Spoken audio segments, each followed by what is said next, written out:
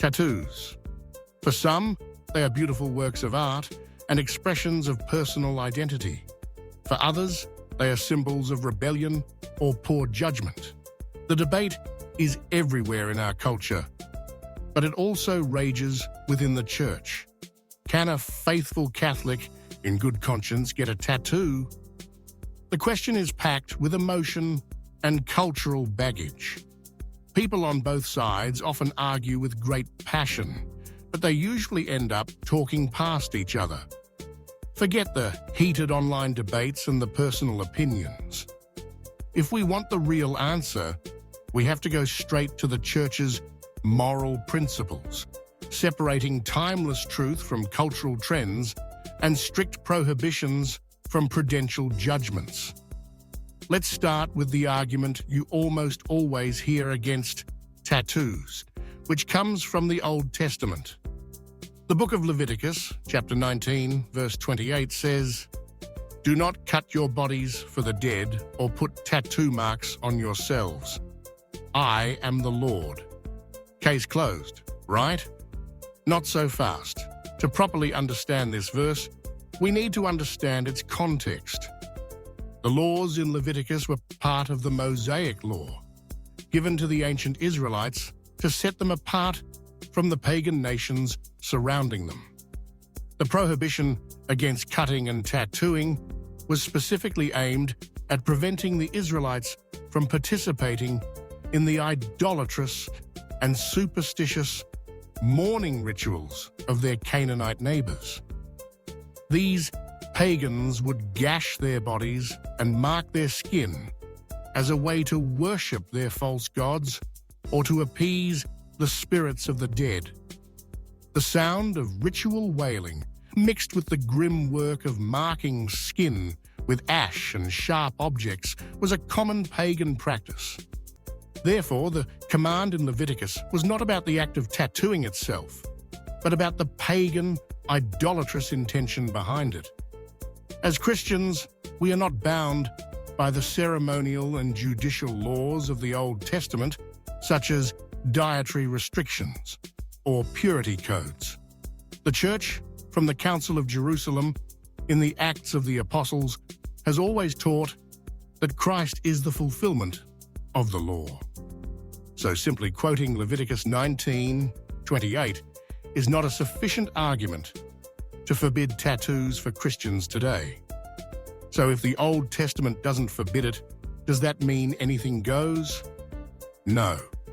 The Church provides us with a moral framework to think about this question, a framework centered on two key principles: stewardship of the body and the virtue of modesty.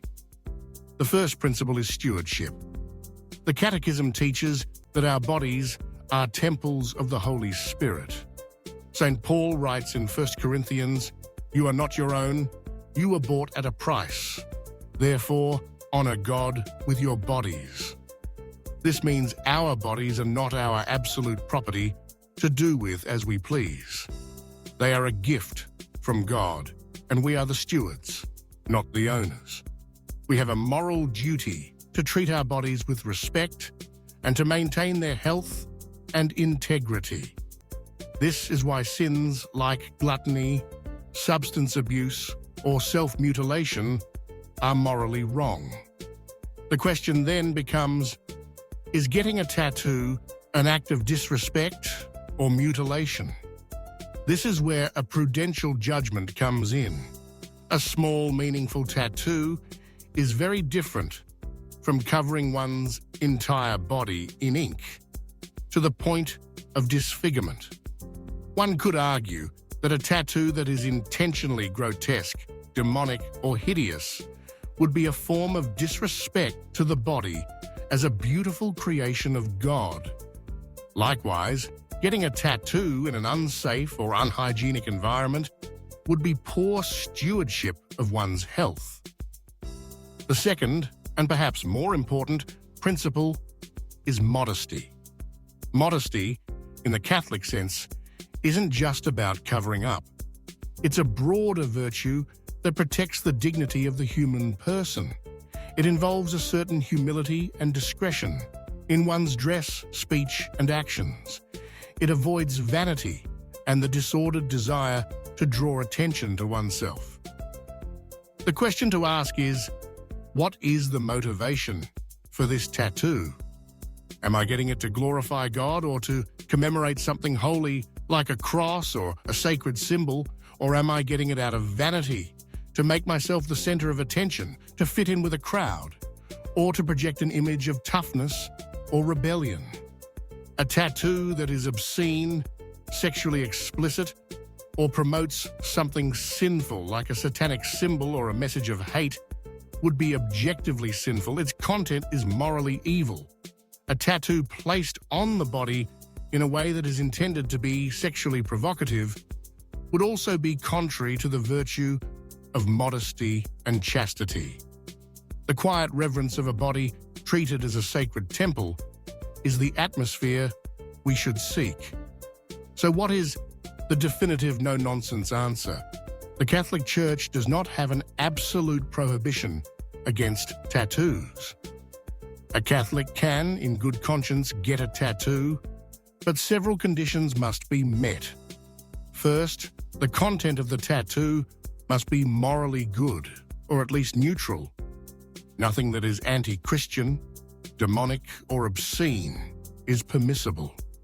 Second, the intention behind the tattoo must be good.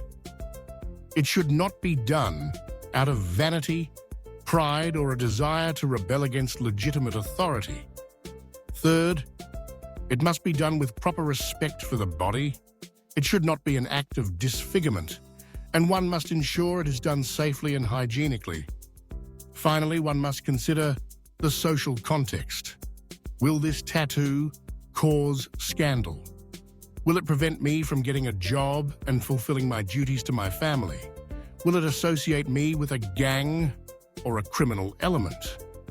These are serious prudential questions. In the end, the decision is a matter of personal conscience, guided by these principles.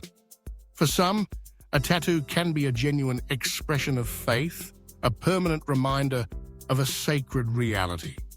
For many others, the risks of vanity, permanence, and cultural association outweigh any potential benefit.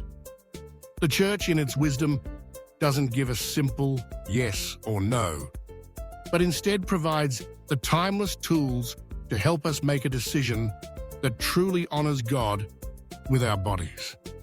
If you appreciate clear thinking on complex moral issues, consider following our channel.